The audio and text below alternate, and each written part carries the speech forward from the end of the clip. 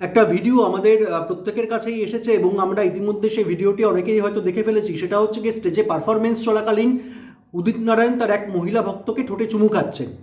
এই ভিডিওটি নিয়ে ইতিমধ্যে বিতর্কের ঝড় হয়ে গেছে। ভিডিওটি পুরনো ভিডিও, সেটা সেটা হঠাৎ করে চলে এসেছে এবং তারপর সেটা নিয়ে ছিচিৎকার চলছে। তা এই ভিডিওটি নিয়ে বলার আলাদা করে কিছু ছিল না, কেননা কে কাকে চুমু খাবে, কে কে সেই চুমুটা অ্যাকসেপ্ট করবে, যদি না সেই মহিলাটির আপত্তি থেকে থাকে, সে তখন পুলিশের না কমপ্লেন করে থাকে যৌন হেনস্থা হিসেবে, সেখানে অন্য কেউ কারা বলার ছিল না বা নীতি পুলিশের কোনো জায়গা ছিল না, হয়তো বলার প্রয়োজন হতো না, যদি না উদিত নারায়ণ হঠাৎ করে বিতর্কের মাঝে এই কথাটা বলতেন যে যারা এর মধ্যে নোংরামো খুঁজছেন তাদের জন্য তিনি দুঃখবোধ করছেন এটা, এবং ঠোঁটে চুমুটা ওনার কাছে স্নেহের প্রকাশ। তা আমার একটা বিষয় জানা ছিল, তবুও আমি একবার যখন উদিত নারায়ণের স্টেটমেন্টটা পড়লাম যে ঠোঁটে চুমু মহিলা ভক্তের, তা সেটা স্নেহের প্রকাশ হচ্ছে, তবু আমি একবার ডাবল চেক করলাম যে আমাদের দেহে এরোজিনাস পার্ট কোনগুলো। এরোজিনাস মানে প্রত্যেকেই জানেন যে পার্টগুলোকে টাচ করলে বা স্পর্শ করলে কোনোভাবে সেক্সুয়াল অ্যারাউজাল হয় বা উত্তেজনা ঘটে। তার মধ্যে কি আছে, অনেক কিছু রয়েছে, তার বিশদ বিবরণের দরকার নেই, প্রত্যেকেই জানেন। তার মধ্যে অন্যতম একটা অংশ যেটা এই বিষয়টি আলোচনার জন্য আমার যেটা দরকার, সেটা হচ্ছে কি আমাদের ঠোঁট, যেটা যৌন সংস্পর্শের সময় বা যৌন প্রক্রিয়ার সময় সক্রিয়ভাবে যে পার্টটা আমাদের অংশগ্রহণ করে সেটা হচ্ছে গিয়ে ঠোঁট। এবার উদিত নারায়ণ বলেছে মহিলার ভক্তের ঠোঁটে চুমু নাকি স্নেহের প্রকাশ।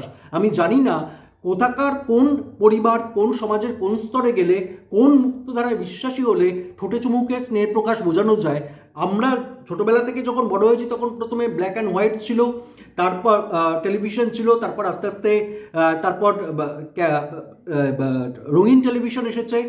আগে যখন যখন সেখানে ওই আগেকার দিনের পুরনো সিনেমাগুলো দেখতাম, তো ব্ল্যাক অ্যান্ড হোয়াইটে রয়েছে বা আপনার সদ্য রঙিন হয়েছে, ব্যবহার করা হচ্ছে, সেখানে নায়ক নায়িকাকে কখনো ঠোঁটে চুমু সরাসরি খেতে দেখা যায়নি। তারা কি হতো, নায়ক নায়িকা কাছে আসতো, তারপর দেখা যেত সে নায়ক নায়িকারা ব্লার হয়ে গেছে, দুটো ফুল এরকমভাবে চুমু খাচ্ছে, মানে এবার ওটা প্রতীকী যে এবার তুমি বুঝে নাও যে এবার নায়ক নায়িকা চুমু খাচ্ছে, ঠিক আছে। অর্থাৎ যে পয়েন্টটা সেটা হচ্ছে গিয়ে ঠোঁটে চুমু বরাবরই রোম্যান্টিক রিলেশনশিপকে বোঝায়। সে নারী পুরুষের হতে পারে, মেয়ের হতে পারে, ছেলের হতে পারে, ঠিক আছে।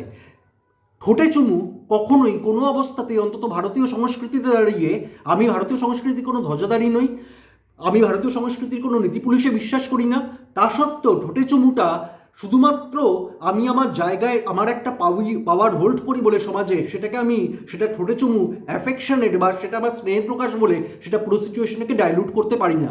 আমি আবারও বলছি, এ ব্যাপারে কিচ্ছু বলার ছিল না যতক্ষণ না ওই মহিলা নিজে স্বতঃপ্রণোদিত হয়ে কোনো উদিত নারায়ণের বিরুদ্ধে মামলা করতেন বা তিনি নিজে বিষয়াপত্তি করতেন। আমরা প্রত্যেকে ভিডিওটি দেখেছি তিনি হতবাক হয়ে গেছিলেন বিশ্ব, এবং তারপর আস্তে আস্তে চলে যান। তারপর একাধিক মহিলা ভক্তদের উদিত নারায়ণ সে একই অনুষ্ঠানে কখনো কপালে কখনো গালে চুমু খান।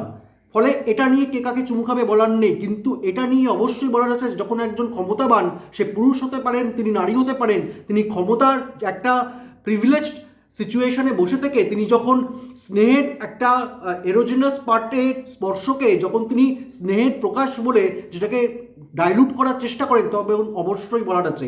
তাহলে এরপর থেকে যারা প্রিডেটার হয় বা যারা পোটেনশিয়াল রেপিস্ট হয়, তারাও যখন এই বাচ্চা মেয়েদেরকে স্পর্শ করে, তারাও এরপর থেকে অজুহাতটাই দেবে যারা এর মধ্যে দেখছে তাদের তো তাদের মনটাই নোংরা, আমি তোকে স্নেহের স্পর্শ করে ছুঁয়েছিলাম, তাহলে আর গুড টাচ ব্যাড টাচের প্রসঙ্গটা এখানে আসে না। ফলে জানতে হবে, যদি ক্ষমতায় বসে থাকে কোনো পুরুষ, কোনো তার অন্যায়কে ভুলভাবে ব্যাখ্যা করে, তার বিরুদ্ধে প্রশ্ন তুলতে হবে, কেননা প্রশ্ন তোলাটা আমাদের ধর্ম, প্রশ্ন তোলাটাই আমাদের জেগে থাকা। এটা যেন আমরা এই প্রশ্ন তোলা থেকে বিচ্যুত না হই। সব ব্যাপারে মন্তব্য করার দরকার নেই, কিন্তু যে ক্ষমতায় বসে আছে, সে ক্ষমতায় বসে থাকার দরুন সে অনেক মানুষের কাছে পৌঁছাতে পারছে, সেই মানুষকে পৌঁছাতে পারার দরুন যদি সে যদি কোনো সিচুয়েশনকে নিজের মতন করে ব্যাখ্যা করার চেষ্টা করে, তাহলে তার বিরুদ্ধে অবশ্যই কোথাও গিয়ে সচেতন ভারতীয় নাগরিক হিসেবে আমাদের প্রশ্ন তোলাটা দরকার, আমরা সেটা তুলবই।